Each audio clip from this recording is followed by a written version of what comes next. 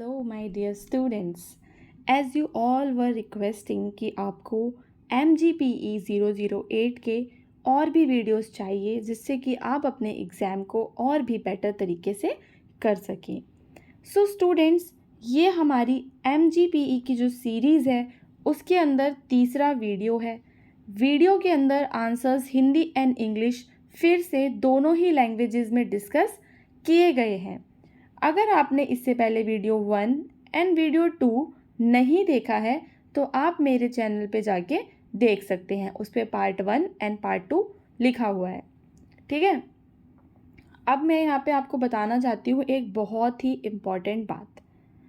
वो बात ये है कि जो आपका MGPE का पेपर है, इसके जो प्रीवियस ईयर क्वेश्चंस होते हैं, ठीक है, प्रीवियस ईयर क्वेश्चंस जो हैं वो ज़्यादा हैं ही नहीं रिपीटेड वाले, जो मतलब रिपीटेड है ये बार बार मतलब सेम टू सेम क्वेश्चंस ही रिपीट करता रहता है। ठीक है, तो मोस्टली जो पेपर है इसका सेम ही आता है, थोड़ा बहुत फ़र्क होता है अभी तक तो जो भी ट्रेंड्स हमने देखे। सो यहाँ पे मैं आपसे ये कहना चाहती हूँ कि अगर आप ये तीसरा वीडियो देख लेते हैं, हो सकता है कि इसके बाद एक वीडियो और आए, ठीक है, जिसको हम पार्ट 4 बोलेंगे। अदरवाइज़ अगर आप ये 3 वीडियोस के सारे क्वेश्चंस को लर्न कर लेते हैं, फिर भी आपका जो एग्ज़ाम है बहुत ही अच्छा हो जाएगा। ठीक है, तो अब हम चलते हैं अपने पहले क्वेश्चन पे। जो हमारा पहला क्वेश्चन है उसमें हमसे कहा गया है कि रॉलेट सत्याग्रह पे शॉर्ट नोट लिखिए। सो हम देखते हैं कि सबसे पहले कि रॉलेट सत्याग्रह है क्या, उसका थोड़ा सा परिचय देख लेते हैं कि the Rowlatt Satyagraha was a non violent protest. कैसा प्रोटेस्ट है ये? एक नॉन वायलेंट प्रोटेस्ट है against the repressive Rowlatt act of 1919। जो रॉलेट एक्ट आया था 1919 में, उसके खिलाफ ये एक प्रोटेस्ट था और इसका नाम था रॉलेट सत्याग्रह। ठीक है, अब आप कहेंगे कि एक बार हिंदी में भी बता दीजिए। सो हिंदी मीडियम वाले बच्चों के लिए मैं बताना चाहती हूँ कि जो रॉलेट सत्याग्रह है ये 1990 के दमनकारी रॉलेट एक्ट के खिलाफ महात्मा गांधी द्वारा नेतृत्व किया गया एक अहिंसक विरोध प्रदर्शन था। स्टूडेंट्स, मैं यहाँ पे आपको एक चीज़ बताना चाहती हूँ कि देखो, जो ब्रिटिशर्स थे, ठीक है, जो ब्रिटिशर्स थे वो इंडिया आए, ठीक है, उन्होंने हमें कॉलोनाइज़ किया, हमारे ऊपर कई सारे एक्ट्स लगाए।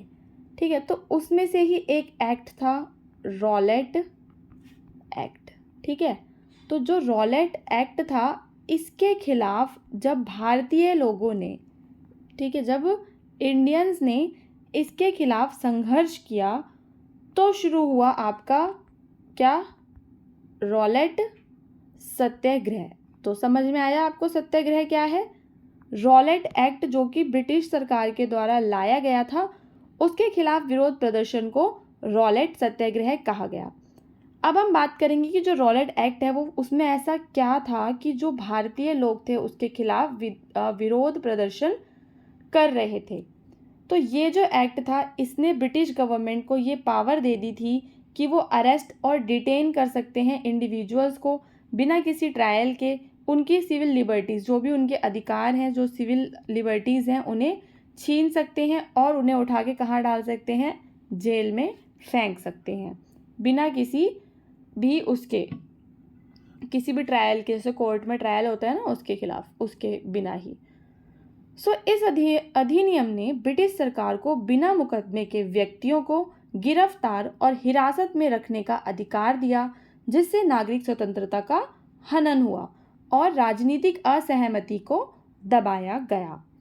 अब आप कहेंगे कि ये गांधी का क्या रोल था इसके अंदर, तो आप बताएंगे कि जो महात्मा गांधी हैं उस टाइम पे उन्होंने नेशन वाइड पूरे मतलब देश में हड़ताल कर दी, ठीक है, 6 अप्रैल 1919 को, और लोगों को एनकरेज किया कि वो नॉन वायलेंट रेजिस्टेंस करें और सिविल डिसोबीडियंस करें। ठीक है, तो गांधी जी ने 6 अप्रैल 1919 को राष्ट्रव्यापी हड़ताल का आह्वान किया, लोगों को अहिंसक प्रतिरोध और सविनय अवज्ञा में भाग लेने के लिए प्रोत्साहित किया। फिर पब्लिक ने क्या रिस्पॉन्स किया? तो जो जनता की प्रतिक्रिया थी वो वाइड स्प्रेड थी, यानी कि वो हड़तालें कर रहे थे, प्रोटेस्ट कर रहे थे, रैली निकाल रहे थे ऑल ओवर इंडिया, पूरे भारत में। However the British authorities responded with violent repression. आप कितना भी नॉन वायलेंट कर लो, ब्रिटिशर्स तो आपको क्या समझते हैं, वो तो आपके खिलाफ वायलेंस करेंगे ही। तो जनता की जो प्रतिक्रिया थी उसमें ये था कि भारत भर में हड़तालें हो रही थी, विरोध प्रदर्शन और रैलियां हो रही थी। तो उसी बीच जब अंग्रेजी सरकार भड़क गई, ठीक है, क्या हो गए वो लोग, हमसे भड़क गए, उन्हें गुस्सा आ गया, तो उन्होंने क्या कर दिया, जलियांवाला बाग हत्याकांड यहाँ पर हम बात करेंगे।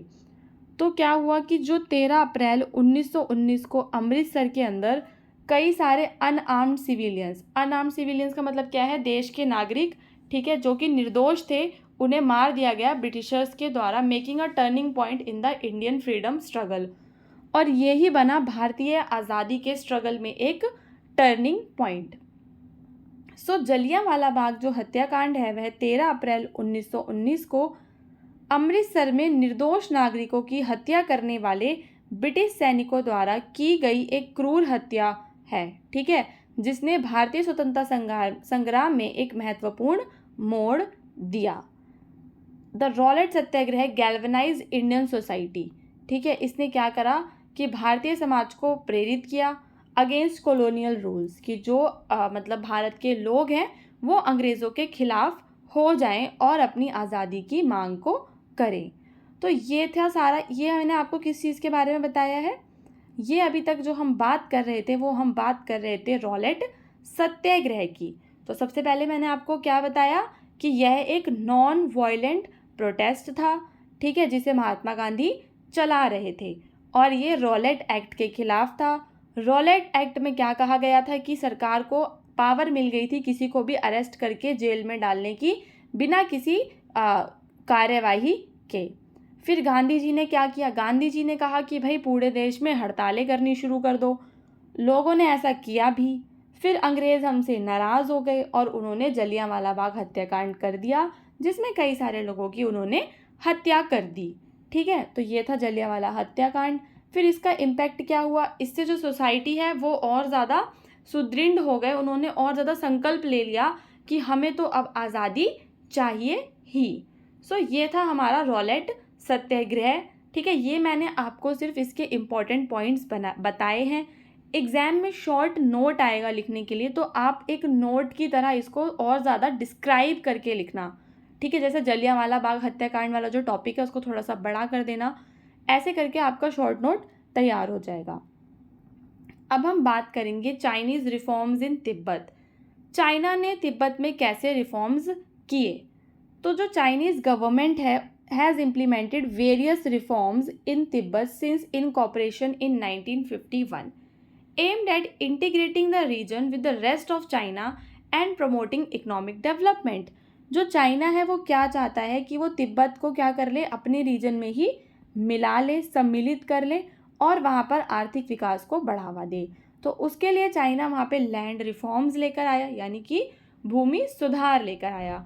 So one of the earliest reform was land को रीडिस्ट्रीब्यूट किया जाएगा, यानी कि भूमि को पुनर्वितरित किया जाएगा, जिससे कि फ्यूडल सिस्टम जो था वो ख़त्म होगा, यानी कि सामंती प्रणाली, जो सामंत हुआ करते थे उनके पास बहुत सारी ज़मीन हुआ करती थी।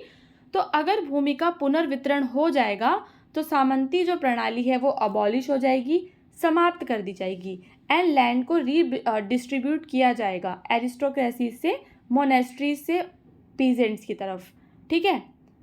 अब हम बात करेंगे कि इकोनॉमिक डेवलपमेंट की, कि जो चाइना की गवर्नमेंट है वो तिब्बत के इंफ्रास्ट्रक्चर में, ठीक है, तिब्बत की आर्थिक वृद्धि को बढ़ावा देने के लिए कनेक्टिविटी में सुधार, सड़कें, रेल मार्ग, हवाई अड्डे जैसे बुनियादी ढांचों को तैयार करती है।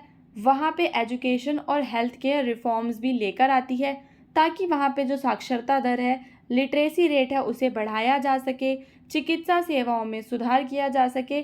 सरकार ने क्षेत्र भर में स्कूल और अस्पताल भी बनाए हैं। फिर हम बात करेंगे कल्चरल इंटीग्रेशन की, कि जो चाइना है उसकी जो लैंग्वेज है मैंडरिन, ठीक है, मैंडरिन को प्राइमरी लैंग्वेज बनाना चाहता है वो, और तिब्बत के कल्चर से इंटीग्रेट करना चाहता है, ठीक है।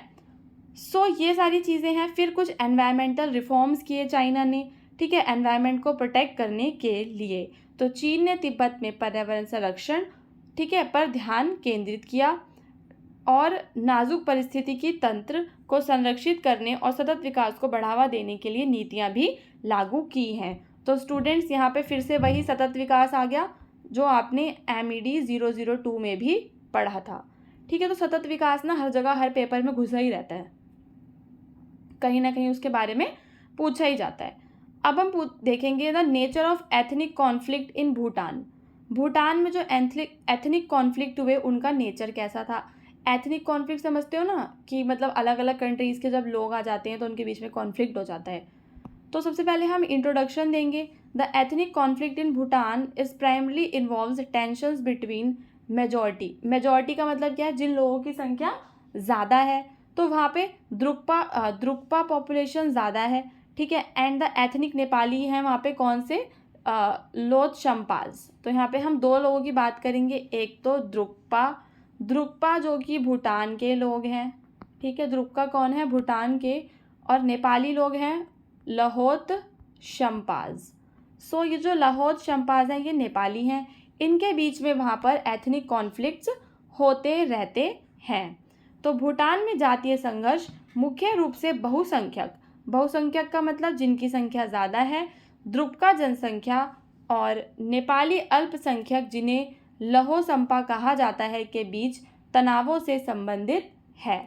इसका हिस्टोरिकल कॉन्टेक्स्ट की बात करें, ऐतिहासिक संदर्भ की, तो जो एथनिक नेपालीज थे they began to migrate to southern Bhutan, वो साउथ भूटान में माइग्रेट करने लग गए in the early 20th century. जब 20वीं सदी की शुरुआत हुई तो दक्षिणी भूटान में उन्होंने बसना शुरू कर दिया। धीरे धीरे उनकी पॉपुलेशन बढ़ गई जिससे कि वहाँ पे डेमोग्राफिक चेंजेस आ गए, जिससे टेंशन्स बढ़ी, जो द्रुक्पा कम्युनिटी थी उसे गुस्सा आने लगा।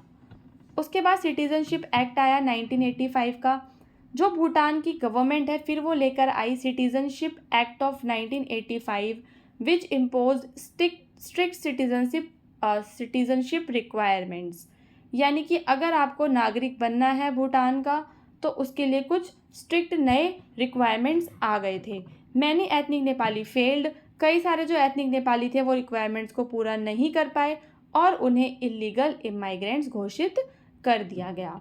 सो 1985 का नागरिकता अधिनियम, भूटानी सरकार ने 1985 का नागरिकता अधिनियम पेश किया जिसे कड़े नागरिकता मानदंड लागू किए गए। कई जातीय नेपाली इन मानदंडों को पूरा नहीं कर सके और उन्हें अवैध प्रवासी करार दिया गया। इसके बाद हम बात करेंगे द्रिगलम नमजा पॉलिसी की। इम्पॉर्टेंट है, 1989 में जो गवर्नमेंट है वो ये पॉलिसी लेकर आई, Driglam Namzha, which mandated the promotion of Bhutanese dress, language, custom, marginalising the cultural practice of the Lhotshampa community. तो यहाँ पे ये पॉलिसी का क्या कहना था, इस पॉलिसी से ये कहा गया कि भाई हमारे देश में तो भूटान की ड्रेस, भूटान की लैंग्वेज, भूटान के कस्टम्स ही फॉलो किए जाएंगे। इस कारण से जो लोथशम्पा कम्युनिटी थी वो मार्जिनलाइज्ड हो गई, यानी कि हाशिए पर आ गई। ठीक है, उसके बाद रिफ्यूजी क्राइसिस की बात करें तो as a result of crackdown over 1 lakh ethnic Nepalese were forced to flee Bhutan. ठीक है, इन्हें भूटान नेपालीज को जाना पड़ा था एंड लिव एज रिफ्यूजीज, और रिफ्यूजी बन के वहाँ पे रहना पड़ा था। ठीक है, जब शरणार्थी संकट आया, दमन हुआ वहाँ पे, दमन के कारण, ठीक है, दमन के कारण 1 लाख से अधिक जातीय नेपाली भूटान से भागने और नेपाल और अन्य देशों में शरणार्थी के रूप में रहने को मजबूर हो गए। और अगर हम करंट सिचुएशन की बात करें तो जो वर्तमान में जो रिफ्यूजीज़ हैं वो रीसेटल हो गए हैं थर्ड वर्ल्ड कंट्रीज़ में। The Bhutanese government has made effort to improve the situation. जो भूटान की सरकार है उसने एफर्ट्स किए हैं सिचुएशन को इम्प्रूव करने के लिए, but issues of identity, representation and cultural rights persist. पर अभी भी कुछ ना कुछ मुद्दे हैं जो बने हुए हैं। उसके बाद सोसाइटी पे क्या इम्पैक्ट पड़ता है, तो जो एथनिक कॉन्फ्लिक्ट्स होते हैं वो इम्पैक्ट डालते हैं भूटानी सोसाइटी पे, affecting their social cohesion, inter ethnic relations and the countries international reputation.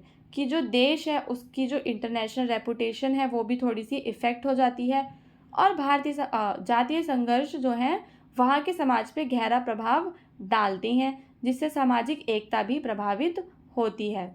So students, these are all the questions for MGPE 008। ठीक है, तो इसको मिलाकर हमारे हो गए टोटल 3 वीडियोस। वो सारे वीडियोस देखने के बाद आपकी एग्ज़ाम की जो तैयारी है वो पूरी की पूरी कंप्लीट हो जाएगी। ठीक है, अगर आपने वो वीडियोस नहीं देखे हैं तो एक बार वो वीडियोस जाके ज़रूर देखें और मुझे कमेंट करके बताएं कि आपको जो भी ये मैटर, जो भी क्वेश्चंस एंड आंसर्स मैं आपको पढ़ाती हूँ वो कैसे लगते हैं। ठीक है, अगर वो आपको ईज़िली समझ आते हैं तो वो मुझे बताएं, या फिर अगर आपको कोई इशू है तो आप वो भी मुझे कमेंट बॉक्स में बता सकते हैं।